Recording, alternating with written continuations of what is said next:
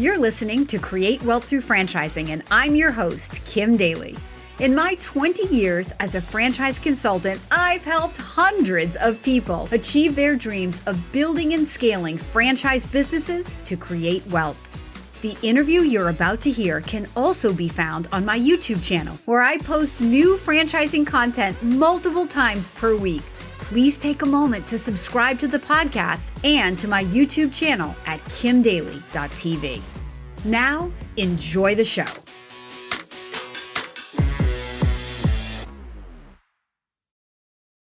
Hey everybody, welcome to my conversation with Lance Freeman, the president of Xponential Fitness, one of the largest or the largest fitness franchisor in the world. This is going to be an inspiring story because this franchisor defied odds during the pandemic. They were opening stores, they had no failures, so no permanent failures, and so I absolutely had to bring my good friend and longtime colleague, Lance Freeman, into a conversation so he can share some of how they adapted and overcame. You know, I love to tell my candidates that anybody can make a franchise look good when times are good, but it takes unprecedented leadership and a culture of abundance and just confidence to adapt and overcome and empower franchisees to not be paralyzed and to not stay focused on the obstacles, but to be able to look up and see the opportunity despite what's currently happening, which is what we lived through in 2020, right? And so I definitely had to bring Lance into a conversation so he could share how this world-class brand adapted and overcame and has one of the most amazing and inspiring stories in all of franchising, I think, coming out of 2020. So Lance Freeman, welcome. Thank you for having me, Kim. I appreciate that, and thank you for the accolades. It's humbling to hear you say things like that. So thank you so much. So dive right in and tell us a little bit about, you know, when the doors of the clubs were being closed, and how many club doors did that mean you were closing, and what were the conversations, and how did this adaptation, how quickly did the adaptation happen, and what were some of the things that you did as a franchisor to help alleviate pressure and inspire people to keep moving forward? Well, I think you said it best. You know, we're fortunate to have just an incredible leader, our CEO and majority owner in Xponential, Anthony Geisler, really decided to make a strategic decision to really stand up and fight through the pandemic rather than kind of take safe harbor and wait out the storm, if you will. And I think that strategic decision really was a game changer in terms of how we were able to get through COVID and to the other side of it. But as you said, it wasn't easy either. You know, it was leadership, it was hard work, it was a battle. It was, a combination of therapy sessions and innovations, that we're able to get. You asked how many doors, 1,700, studios that were open pre-pandemic to, the other side of this without one permanent closure. And in fact, even in that period, we opened another 250 stores on top of that. So just really a kind of a... Hold up. Did you all hear that? He opened another 250 stores during the pandemic, and he's in fitness. Like, it's mind-blowing. Yeah, I mean, it is kind of because everything that, you see in the media was kind of, saying fitness is dead, or, it's been a nightmare for the fitness industry. And, we were like Captain Ron and Forrest Gump, really kind of fighting through the storm. And there were a number of things that Anthony did strategically. I could go on and on about it, but one of the first things he did is, while most companies in franchising were being P&L conscious and furloughing,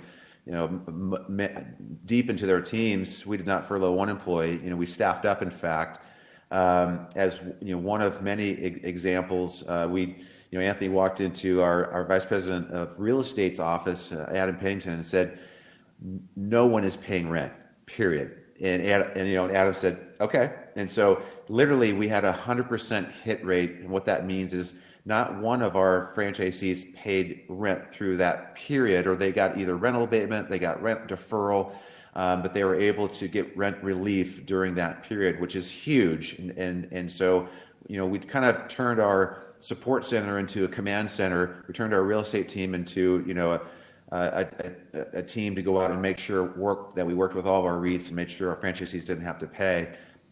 We had an on-demand Go platform that was really staged for a late Q2 launch that we moved up aggressively. So literally overnight, when when the lockdowns happened, we were forced to close 1,700 doors, at 8 p.m. at night on one night, and we opened at 5 a.m. the next morning in the digital world.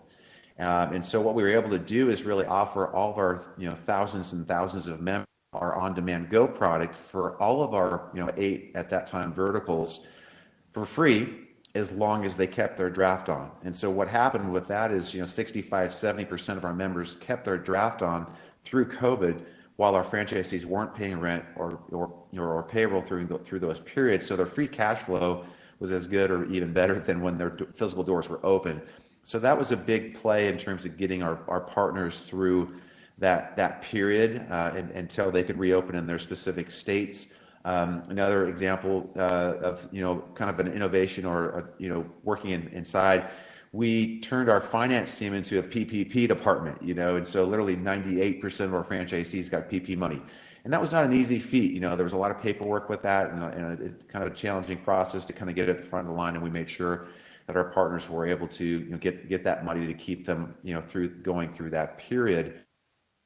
And so those are the kind of the wins that we had during that time. But also realizing that while our competition was getting decimated, we were innovating and we were learning, getting stronger, getting better, doing more with less, which really enabled us to now that we're on the other side of this from our perspective, really start to really gain momentum in the marketplace, which is that's been the exciting part that we're seeing this year, 2021.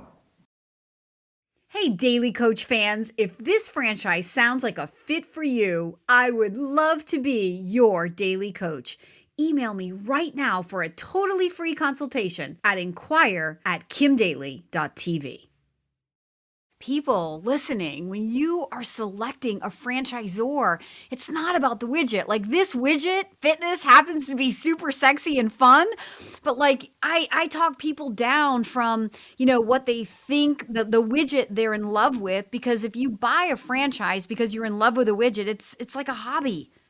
This particular franchisor, you get the best of everything. You get the widget that people love, but then you also most importantly get this relationship. Always, always, always the most important factor to selecting the right franchisor for you is the relationship. It's the people behind the brand. Widgets didn't keep doors open in 2020, but leadership like this did. And this is proof. And this is why I had to have Lance come on my show and share this amazing, amazing story. So I have to ask the question, were there franchisees, despite, and we're not going to judge, and everybody went through 2020 the way they went through it. I mean, we all reacted differently. But were there franchisees that, despite this leadership and this culture of abundance and, we will persevere together, were there franchisees who didn't follow the leadership? There were some, but I would tell you what was interesting is, back to the leadership piece, Anthony started doing calls twice a week with our community, all of our franchisees, to provide that leadership with them and to, again, help them to know what we're going to do for them to support them through this. And so they felt like they had a real partner that was communicating with them, that wasn't just, shutting down. And so that was huge. I actually found somewhat the opposite, Kim, from our system, because again, in non-COVID times, it's easier for people to kind of run their own play a little bit and still get by. But when COVID hit, you better get on the plan or you're in real trouble here. So we found that franchisees that were not as engaged or disengaged, kind of doing their own thing, became more engaged, because I think they realized that they needed the support of the franchisor in this case to really get through this. And they didn't want to lose their business. And so we have better engagement than I've ever seen in our franchise community at this point, because of going through the crisis, and so there's been some silver linings in that regard, and we just wouldn't let people fail, to be very frank. I mean, I've heard stories of Anthony Geisler, literally, no exaggeration, in his closet so he didn't wake up his wife and kids at 2:30 in the morning, talking a franchisee down from the ledge. And so it wasn't all roses through that period, but he did what it took, and our presidents, which is our very talented leadership bunch as well, did what it took to put the hours in and go the extra mile to make sure our franchisees knew that we're going to take care of them, and whatever it is, we're going to step up and make sure that they're protected. One quick example was we had Arizona, actually the governor decided to close fitness but leave bars and restaurants and other things open. Anthony didn't like that, so he's sued the state of Arizona to get our stores open. So we had franchisees calling Anthony saying, "Hey, do you see what's going on out here in Arizona?" And he said, "Oh yeah, I know all about it. We've already taken action, and we're going to get you back open here quickly." And he did. And he didn't have to do that, and he spent millions of dollars, in legal fees doing that. That, as he said, he probably won't get back in the next 10 years in royalties. But it was worth it to him to do the right thing, to make sure our partners got through this. It was worth it to him to keep our employees working so they can continue to put food on the table. So he just did the right thing, and it's paying off at this point for him in dividends. It really is. I really, really love the comment about the silver lining and how people that might have been going a little rogue on their own when times were good actually reeled back in. I mean, that's amazing. So, for people that are new to franchising, what, they might be thinking, what does that really mean? Well, what it means is people buy franchises and don't actually follow the franchisor's lead. Like, right, Lance? Like before Exponential, you've been involved in franchising for a long time, right? So there are people who pay for a system and then don't want to follow the system. 100%. It sounds crazy. Why would you pay a franchise fee and an ongoing royalty to basically chuck the plan out the window, or really not, or change it at every turn? But it's fairly common. In fact, it's really my job at Exponential as kind of the gatekeeper here to try to weed those people out. And I think that they should just kind of go do their own thing rather than engage in a franchise system, because the beauty of a franchise system is, we've tried it every which way to understand what works best and to be successful. And as long as our franchisees follow that plan, they're going to win. They're going to do well. But people ask me all the time, every day, all day, what separates the top performers from the average performers, from those that struggle at this. And it's clear, it's not demographics, it's not the market, it's not the location.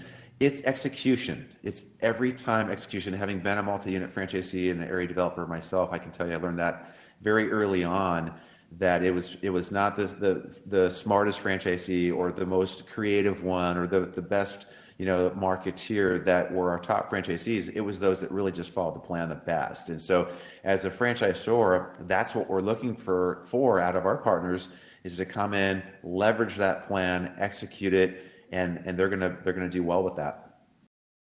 Hey, Daily Coach fans, if you're inspired by this conversation, I invite you to email me right now to explore this franchise opportunity. My email is inquire@kimdaly.tv.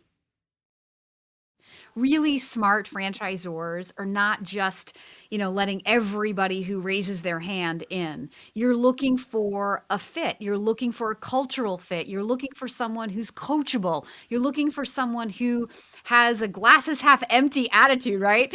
I love the comment a long, long, long time ago. A franchisor said to me, I was like, why wouldn't you approve, when I was a young rookie consultant and didn't really know what I know today? And I'm like, well, why wouldn't you approve a candidate? And he said, because sometimes people can come to like a discovery day, kind of guns blazing, well, why don't you do it this way? And kind of challenging at every turn, challenging the franchisor. And it's not so much that they're challenging the franchisor, it's like the tone of the questions, right? And the timing of when they're doing this, kind of blowing up the momentum of the day for everybody. And the franchisor said to me, because that person is sort of like a loose cannon. If this is what they're like before we take their money, well, what the heck happens after we take their money, right? Because money makes us all crazy, especially when we're losing money, if that should happen, right? And I was like, that is the absolute best answer. And it has stayed with me for like 18 or 19 years. And I share that in Discovery Day preparation with all of my candidates. Those are the people that the franchisor is like, no amount of money, like your royalties are not worth the potential struggle that we're going to have with you if you're going to be that kind of buzzkill to Oh, our entire absolutely. family. Well, good franchisors are in the position of really choosing, their partner in the market rather than having to just, award the the person that comes to the table, if you will. And again, we're looking at this as a long-term, investment, and we want great partners over the long term. So the initial transaction is really meaningless in terms of what we're looking at in terms of value of a partner. We're looking at a long-term royalty stream and someone that's going to really be a great partner for us. And you said it best. Anthony calls it quality of life. Meaning if someone's combative at confirmation day, we go, if it's difficult now, it's going to be 10 times that more difficult when money's on the line. And we just want to say pass on that because it's just not worth it for us to try to keep this franchisee in line constantly as they're always battling us and wanting to change the plan because we know it just doesn't work well in our system. So, but we see culturally at confirmation day, and we can tell a lot is learned by the questions that people ask, how they're thinking about approaching the business. Are they thinking about the 99%, or are they thinking about the 1% that has no bearing at all on whether they're going to be successful with this? Are when they ask a question and it's answered, does it make sense, or are they going to bat that around 3-4 times? Then we're going to know that they're going to do that as a partner in the business as well, and it just is it's a pain. This is just a good stimulating conversation for people, especially people who are new to the idea of exploring a franchise and what it might entail, and how to select the right business and what's going to happen during the process in terms of finding a good franchisor and being vetted, mutually vetted. So it has to be a good fit for them and a good fit for the franchisor as well. So looking forward to 2021, share, if you could, just a little bit of the goals of the size of a company like yours. Like, what kind of goals does Xponential Fitness have for this new year, 2021? We just want to, in Anthony's words, we just want to keep winning, and we just want to continue to build successful partnerships with our franchisees and continue to help them grow. We want to bring new partners in that are going to really flourish in our system. I think one of the benefits of our company and our platform is that we do have opportunities for existing successful franchisees that want to expand into, either diversify, expand, and scale into another vertical that we have, or modality, if you want to call it that, because we have now 9, and we'll soon to have 10 under the roof. And we're just going to keep growing. Anthony's out, looking at other acquisitions to continue to grow our company. And again, when you hear that, it's kind of unusual, especially in fitness right now, where most companies are kind of on their heels trying to figure out how to get out of this. We're being progressive with partnerships and building XPass and partnerships with Apple and buying new companies. And so we just want to continue to grow and really have a throat hold on this business. We're the Coca-Cola or the Starbucks of fitness, really. And so, we just continue to be excited about our opportunity going forward. Our franchisees are excited and engaged. And it's ironic to think at this point, after going through 2020, that we sit here, on a path of just excitement in 2021 and beyond. Stronger and better for it. Winners always find a way to win. And you guys, in Kim Daly's mind, are the absolute best at winning.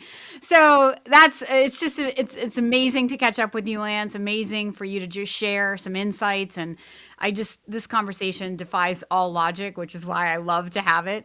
And for anybody who's listening, if you want more information on Xponential Fitness or any of the brands that are under the Xponential umbrella, please reach out to the Daily Coach. Put a comment below, and I'll definitely get back in touch with you, and I can help you get in touch with the right people at Xponential Fitness. Lance, thank you so much for your time. I appreciate you so much. I appreciate the partnership that you have with Fran Choice and the Daily Coach. And I speak up for, I'm sure, on behalf of all of the franchise consultants. We love you. We love all that you do for us, and most importantly, that you do for all of the candidates that we bring to you. Thank you so much. We have had so many great partners in our system now because of you and the matchmaking process that you take your candidates through. So you are the best. I appreciate you having me on today, and we look forward to an exciting 2021 and beyond with you. You bet.